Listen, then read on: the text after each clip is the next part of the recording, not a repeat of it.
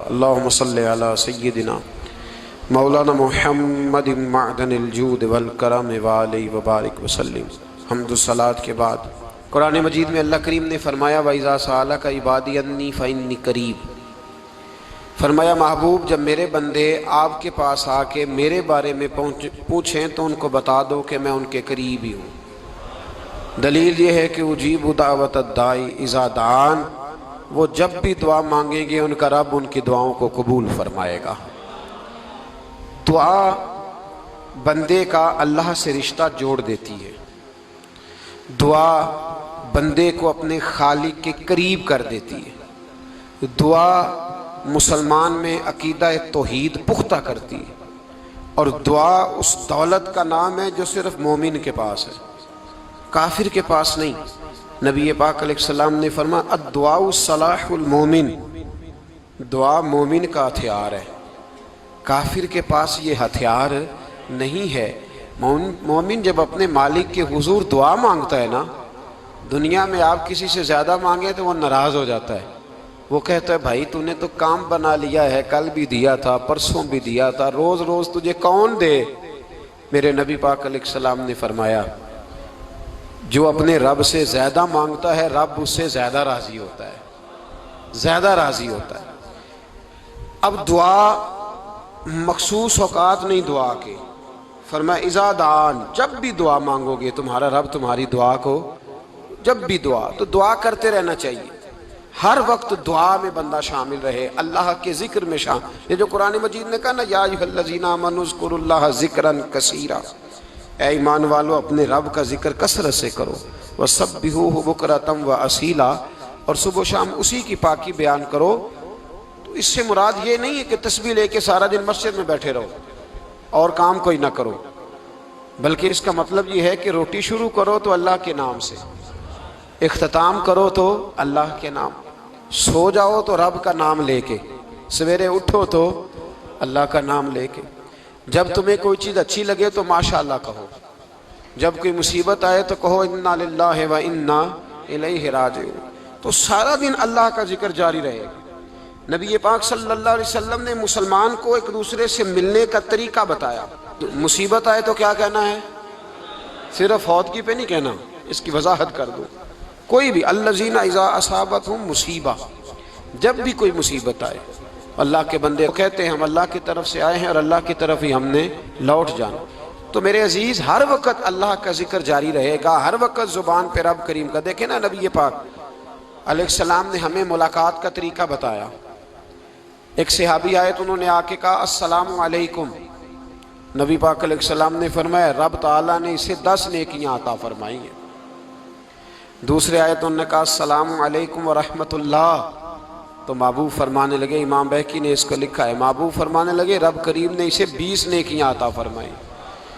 ایک اور آئے، عرض کیا السلام علیکم ورحمۃ اللہ وبرکاتہ، محبوب فرمانے لگے اللہ نے اسے 30 نیکیاں عطا فرمائی۔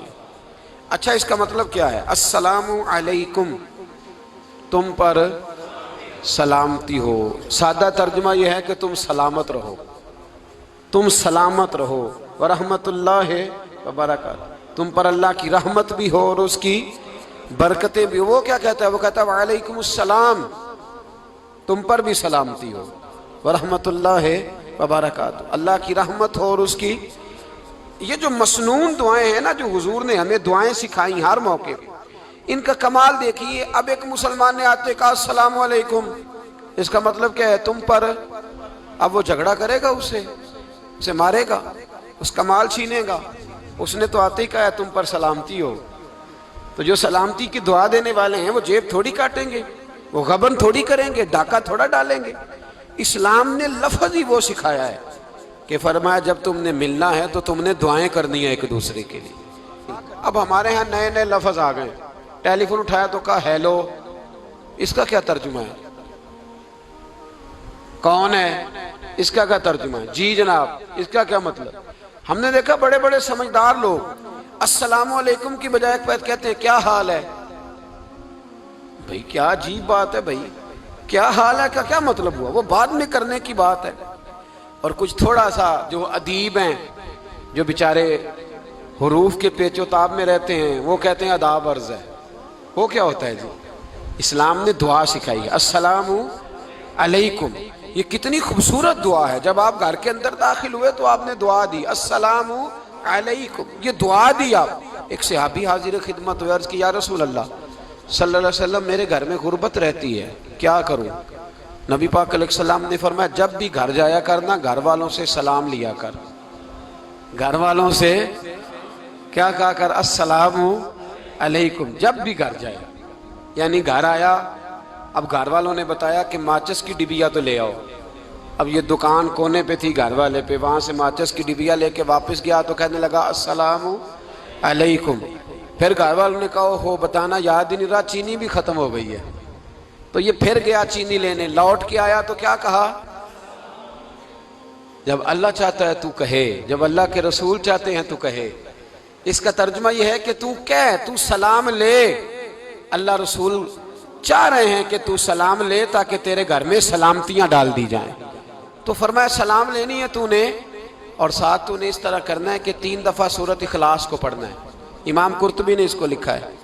اس نے کہا حضور غربت بڑی ہے، غربت بڑی ہے تو کہ وظیفہ بتائیں. فرمایا جب بھی گھر جاؤ سلام لو اور 3 دفعہ سورۃ اخلاص پڑھو.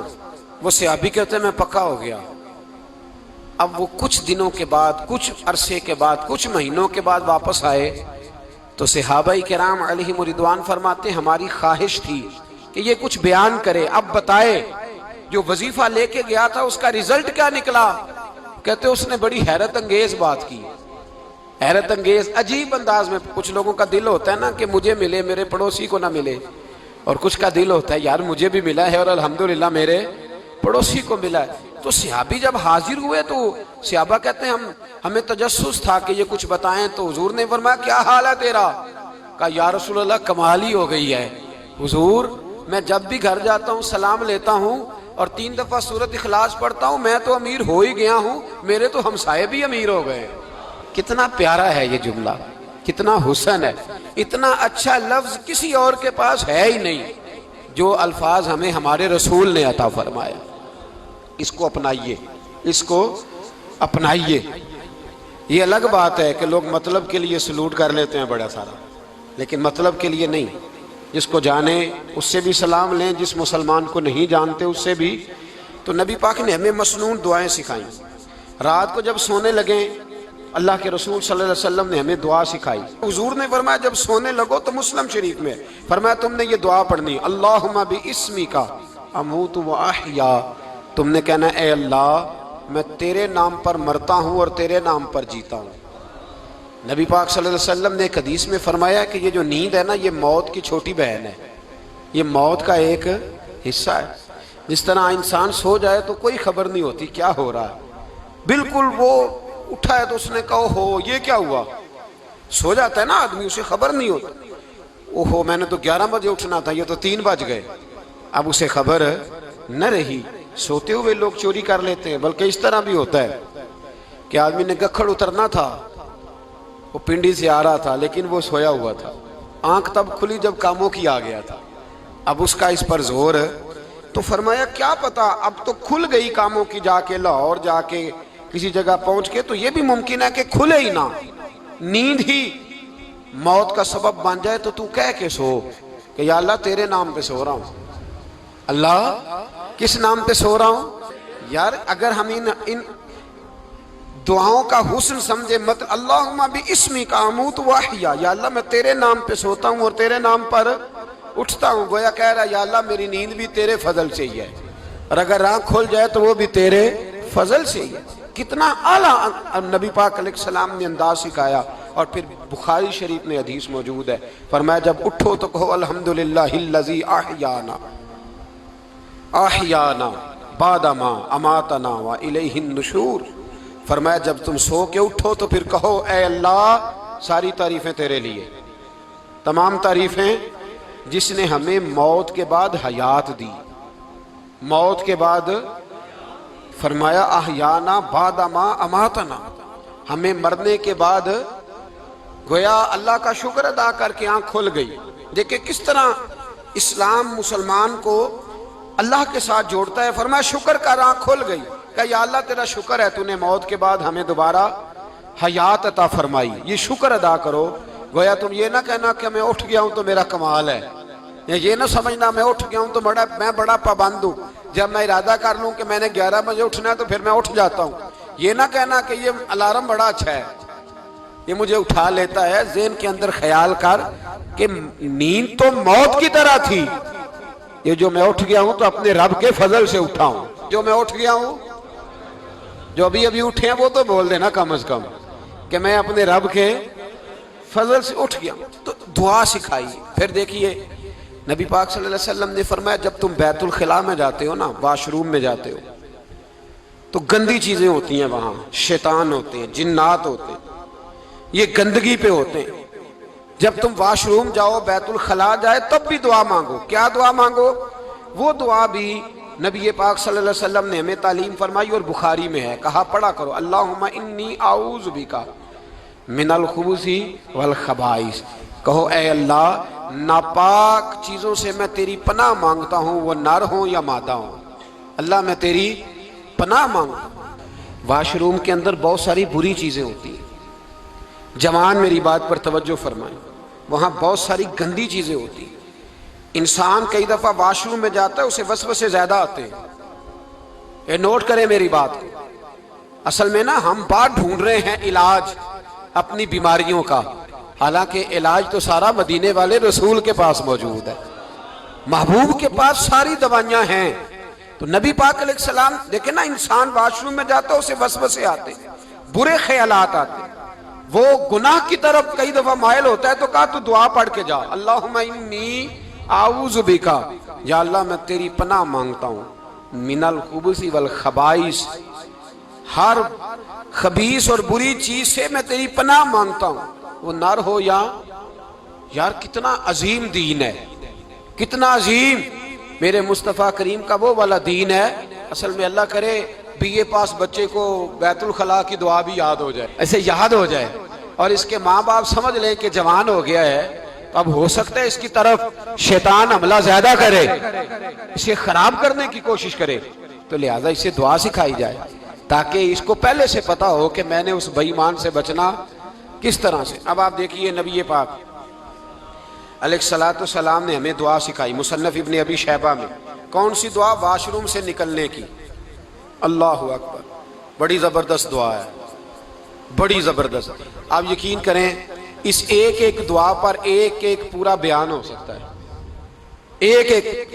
یہ اس لیے نہیں میں کہہ رہا کہ میں کوئی عالم فاضل آدمی ہوں، آپ کہیں گے کہ بتا رہے ہیں میں بڑا پڑھا لکھا ہوں، صرف یہ عرض کر رہا ہوں کہ اس کے فوائد پر، ثمرات پر جو اللہ تبارک و تعالی امت کو دیتا ہے، ان دعاؤں کی جو فضیلت حدیثوں میں آئی، اور پھر جو اس کے فوائد ہے، اگر اس پر بات کروں تو ایک دعا تقاضا کرتی ہے کہ اس پر پورا ایک لیکچر ہونا چاہیے۔ دیکھیے آپ واش روم سے نکلے، دعا کیا ہے؟ دعا کے لفظ کے الحمدللہ الذی، ایک حدیث میں لفظ ہے غفرانک، غفرانک، اے اللہ میں تجھ سے بخشش چاہتا ہوں۔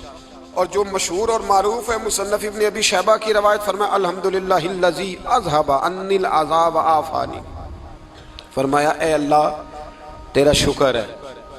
واش روم سے نکلا ہے تو کہہ رہا ہے یا اللہ تیرا شکر ہے، تو نے مجھ سے اذیت دور کی، وعافانی، اور تو نے مجھے عافیت عطا کر دی، اذیت دور کر دی اور عافیت۔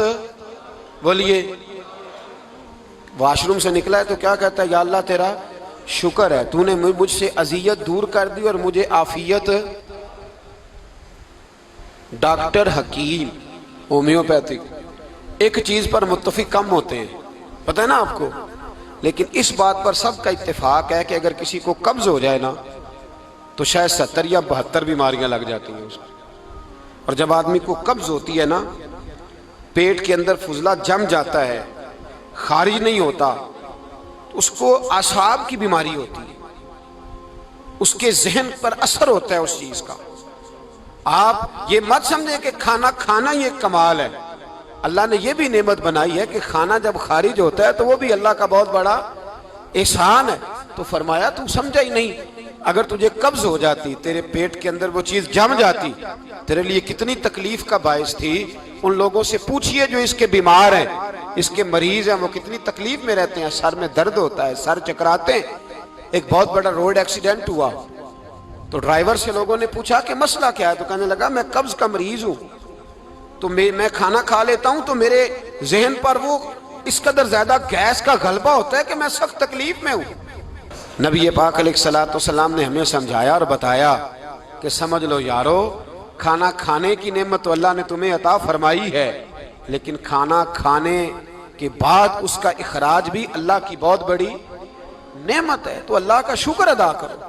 پھر جب آپ گھر سے نکلیں گے تو بھی اس کی دعا ارشاد فرمائی، بسم اللہ توکلت علی اللہ، اللہ کے نام سے گھر سے نکلتا ہوں اور میں نے بھروسہ بھی اللہ کے نام پہ کیا۔ جب گھر سے نکلیں تو کس کے نام پہ بھروسہ کریں؟ بولیے، حضرت رابعہ بصریہ رحمت اللہ علیہا، آپ تشریف لے گئیں حج کرنے، جس دن واپس آئیں اپنا اونٹ کہہ گئیں جاتی دفعہ، کہنے لگی اللہ میں تیرے حوالے کر کے جا رہی ہوں اور بسم اللہ توکلت علی اللہ، بھروسہ بھی تیری ذات پہ۔ جس دن واپس آئی نا اسی دن کسی نے بتایا کہ اماں آج ہی تیرا اونٹ مر گیا ہے، تو اونٹ کے سرانے کھڑی ہو کے کہنے لگی مولا میں تو تیرے نام پہ تیرے پہ بھروسہ کر کے گئی تھی، تیرے حوالے میں تو تیرے گھر گئی تھی۔ تو لوگ کہتے ہیں اماں کے منہ سے لفظ نکلے تو اونٹ زندہ ہو کے کھڑا ہو گیا ہوں۔ تو اماں کہنے لگی نہیں تمہیں ہی غلطی لگی ہے، مرا ہی نہیں تھا، پہلے سے ہی موجود تھا، گویا اپنی کرامت بھی نہیں ظاہر ہونے دی۔ تو بھائی گھر سے نکلیں تو کس لفظ پر کہ یا اللہ میں تیرے بھروسے پہ نکل رہا ہوں، میں اس کے دو فائدے ہوں گے، ایک تو آپ اللہ کی امان میں جا رہے ہیں، اللہ کی امان میں آ رہے ہیں، اور دوسرا جس گھر کو آپ چھوڑ کے جا رہے ہیں اسے بھی اللہ کی امان میں دے کے جائیں۔ تو کتنا لذت والی دعا ہے جو نبی کریم علیہ السلام نے ہمیں سکھائی۔ اب ذرا حدیث سنیں خوش ہو کے، دیکھیں حضور نے دعا سکھائی، فرمایا جب دیکھ لو نا کسی کو ہنستا ہوا، کیا کرتا ہوا؟ ماشاءاللہ آپ تو ہنسنے لگے۔ جب کسی کو ہنستا ہوا دیکھو تو کہا کرو اضحک اللہ سنک، یہ دعا یہ بخاری ہے، فرمایا دعا مانگا کرو جب کسی مومن کو ہنستے ہوئے دیکھو تو دعا مانگو اضحک اللہ سنک، اللہ تجھے ہنستا ہی رکھے، اللہ تجھے، بولیے، جل نہ جایا کرو کہ میں پریشان ہوں تو یہ ہنس کیوں رہا ہے، جھلا نہ کرو، بلکہ کیا کہا کرو اللہ تجھے ہنستا رکھے، اللہ تجھے۔ نبی پاک صلی اللہ تعالی علیہ وآلہ وسلم نے فرمایا، ترمذی میں حضرت اسامہ بن زید رضی اللہ تعالیٰ عنہ سے حدیث مروی ہے، حضور نے فرمایا جس نے کسی کے ساتھ احسان کیا اور جس پر احسان کیا، اگر اس نے یہ دعا پڑھ دی نا جزاک اللہ خیرا، تو فرمایا اس نے اللہ کی بھی پوری حمد کر دی اور محسن کا صحیح شکریہ بھی ادا کر دیا۔ کیا کہنا ہے؟ جزاک اللہ، اللہ تجھے بہترین جزا عطا کرے۔ اس کا ترجمہ کیا ہے؟ اللہ تجھے بہترین، کیونکہ حضور فرماتے ہیں من لم یشکر الناس ولم یشکر اللہ، جس نے بندوں کا شکریہ ادا نہیں کیا اس نے اللہ کا بھی شکریہ ادا نہیں کرنا۔ تو کیا کہنا چاہیے؟ جزاک اللہ خیرا۔